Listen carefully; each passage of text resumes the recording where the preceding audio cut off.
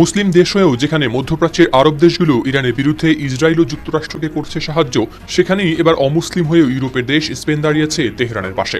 ইরানে ইসরায়েল ও যুক্তরাষ্ট্রের সাম্প্রতিক হামলার প্রেক্ষাপটে নিজেদের সামরিক ঘাঁটি ব্যবহার করতে দেবে না বলে স্পষ্ট জানিয়েছে দেশটি, যার ফলে দক্ষিণাঞ্চলের রোটা নৌঘাঁটি ও মোরন সামরিক ঘাঁটি থেকে 15টি মার্কিন বিমান সরিয়ে নেওয়ার তথ্য উঠে এসেছে flight tracking website flight radar 24 এর মানচিত্রে।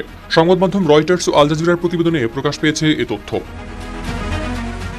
স্পেনের পররাষ্ট্রমন্ত্রী হোসে ম্যানুয়েল আলবারেস স্পষ্ট জানিয়ে দেন, ইরানে হামলার জন্য স্পেন তাদের কোনো সামরিক ঘাঁটি ব্যবহার করতে দেবে না। স্পেনের সার্বভৌমত্বের অধীনে থাকা এইসব ঘাঁটি যৌথভাবে পরিচালিত হলেও মাদ্রিদ তীব্র নিন্দা জানিয়েছে এই হামলার। ফ্লাইট রাডার 24 এর তথ্য মতে কমপক্ষে 7টি যুদ্ধবিমান অবতরণ করেছে জার্মানির রামেস্টেইন বিমান ঘাঁটিতে।